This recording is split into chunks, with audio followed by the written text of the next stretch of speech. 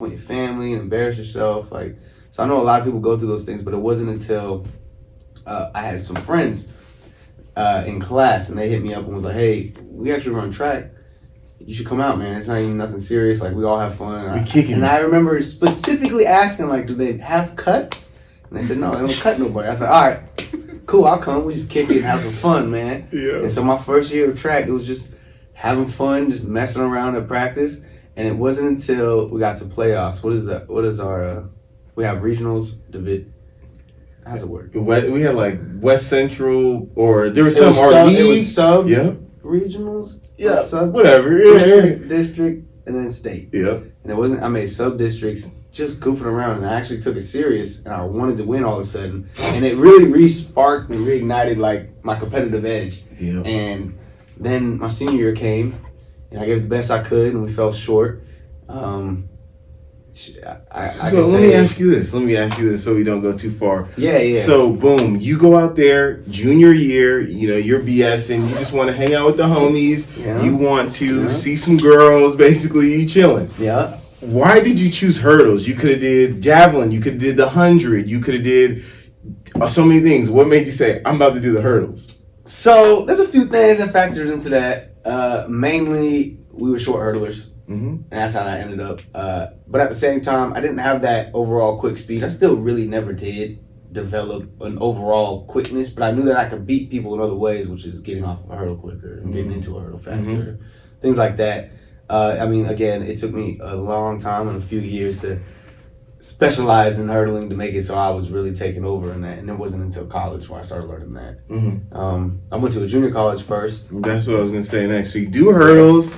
What we ran high school track together. We just looking at pictures of us running high school track together. So boom, senior year. Do you do the 110s? No. You do what events do you do senior year at state? Okay, I did do the 110s. I forgot. But I was so bad at them, man. Oh my gosh, I think like 1680 something was my fastest. Shit. Yes, and I was like trying. This is like trying, Jordan. Yes, so it was all bad. I don't even think I scored anything at our sub district meet, and so I really specialized and focused on the 300 hurdles. Mm-hmm. And then the 4x4 was also pretty good that year. And that's when we got to race each other, which was good times, man. I remember I vividly, because we were in the same sub district. Yeah, we did everything together. We would just smash people, bro. And I was like, "Damn, that boy's fast. I'm not trying to race him in no 400." And I knew that if you got the stick in front of me, I wasn't gonna catch you. And our state meet 4x4, man. You have to rewatch it because that was one of the most exciting races to this day for me to run in, because it was your team, White River, which had a really cool squad of 2 twin brothers on the team. Yeah. That was so cool. They had the Dixon brothers and I can't believe I'm spacing on his name. The Greens. They had 2 sets of 2 twins. All all white boys basically smashing. Yep. They had, I gotta remember their names: Marcus Dixon, Kramer Green. Yeah. Kramer ran the 300 hurdles, and Colin. Yeah. Kramer ran the 300 hurdles. He ended up going to Eastern. Yeah. And he was my rival in the 300 hurdles. Mm-hmm. And we'd go back and forth, and then at the state meet, he got me. I think he ended up second or third. I ended up fifth. And that's what I'm saying. Okay, so you end up 5th at state meet. You start out, you're not even really playing sports. Boom. You go out junior year, it's whatever. Senior year, you're 5th in the state. So that's a pretty big improvement right there from, just starting senior year, I'm 5th in the state. But at that point, did you have any offers? Like, did anyone call you, send you a letter, anything? There was one school, and it was a book scholarship to right down here in Lacey. What's that school? I know you know this. St. Martin's. St. Martin's hit me up. Yeah. And they were really trying me. I was like, all right, cool, no problem. I get a book scholarship. How much do you think it costs to go to school here? 50 racks. Boy, you're lying. I said, you know what? I'm good. I appreciate the offer. And then that leads me to go down to California because... And this is JUCO? Yeah. So what happened there was my uncle, he has a track team that he did that summer. It was a summer league. And he saw that I got 5th and stayed up here and was like, hey, I'd like to invite you down You can stay with me over the summer. We just run some track meets and we'll have some fun. So like, it was either go down to California or find a job up here or go in the military. And I didn't plan out any jobs out of high school like any other high school kid, right? Yeah. And then I'm not a military dude. I got nothing against the military. I just knew that's not where I saw myself going. And so I went down there and tried to prolong as long as possible. And I caught an eye of a junior college coach out there. His name was Coach Gregoire. He's legendary. He used to be a Team USA head coach at the Olympics. Mm-hmm. And anyways, he was like, yeah, I would like to see if you train here. I asked my uncle. He let me stay down there, and boom.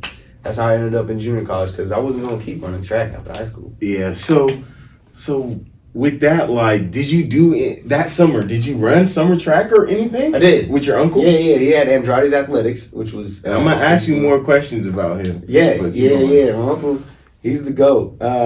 He's the one that kept me in the biz. And then we ran at the Junior Olympics that year, which was in Sacramento, which is where all my family's from. And I thought that would have been a really exciting thing. And oh man, I pooped the bed. I didn't do good at all. That same thing happened to me at Mount Sac. No. Nah, okay. I did a different one. Years earlier.